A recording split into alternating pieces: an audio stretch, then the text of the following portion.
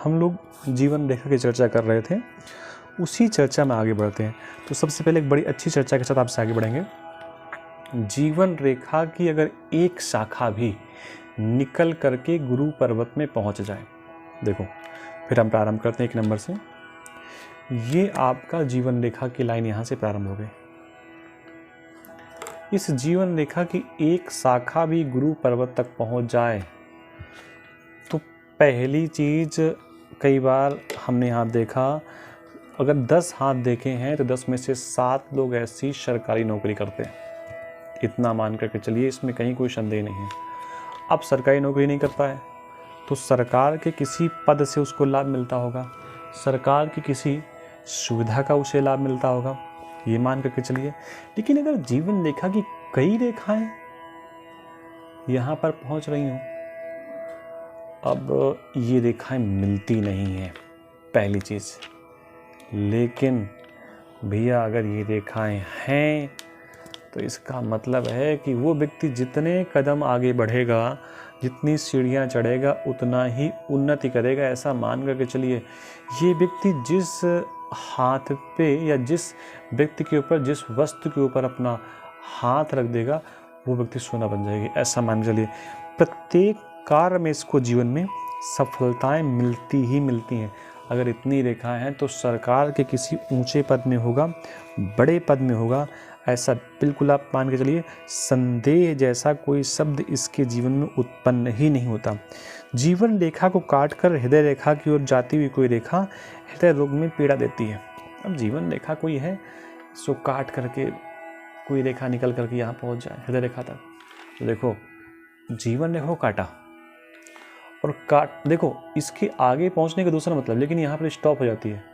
यानी कि इस उम्र में व्यक्ति को हृदयघात की समस्या दे सकता है।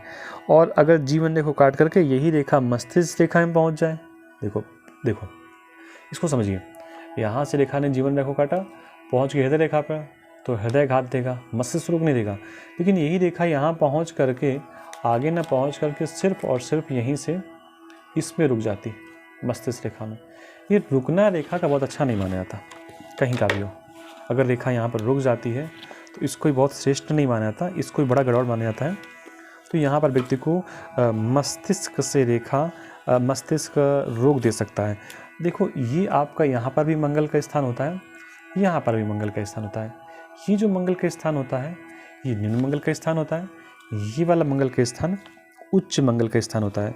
तो निम्न मंगल की अगर निम्न मंगल की ओर से जाती हुई कोई रेखा अगर जीवन रेखा को काटती है तो व्यक्ति के जीवन में अनायास क्रोध, किसी भी कारण से वो क्रोध उत्पन्न कर देता है। अच्छा, अगर यही रेखा जो कटी हुई रेखा है किसी कारण से यहाँ पहुँच जाए, देखो ये शुक्र का स्थान था, लेकिन ये स्थान निम्न मंगल का है, ये रेखा काट कर यहाँ पहुँच जाए तो व्यक्ति के जीवन में क्रोध होगा। अच्छा, क्रोध होगा क्यों? ये क्या है? हृदय रेखा, प्रेम रेखा, इसी को प्रेम रेखा बोलते हैं। तो इसके कारण व्यक्ति के जीवन में क्रोध आता है। जीवन रेखा कई स्थानों पर काटती हुई रेखाएं पारिवारिक जीवन को खराब करती हैं, असफल बनाती हैं, ये हम कई बार आपको बता चुके हैं, सब प्रकार से बनाती हैं। तो ये है जीवन रेखा का लक्षण। अगर आपके हाथ में ऐसा कुछ है तो उसको बहुत शुभ मत मानिए। एक इसका शुभ लक्षण बताते हैं हम आपको। अगर जीवन रेखा आपकी किसी प्रकार टूटी फूटी है, इस टूटी फूटी रेखा को कोई स्क्वायर जोड़ रहा है, आयत इसको जोड़ रहा है, तो इसको अच्छा मानिए। और या फिर जीवन रेखा के बगल में कोई रेखा ऐसे निकल करके जा रही हो तो इस रेखा को भी आप अच्छा मान करके चल सकते हैं। अभी इस संस्करण में इतना ही, फिर आपके साथ किसी जानकारी से उपस्थित होंगे। आप सबको पुनः राम राम, नमस्कार।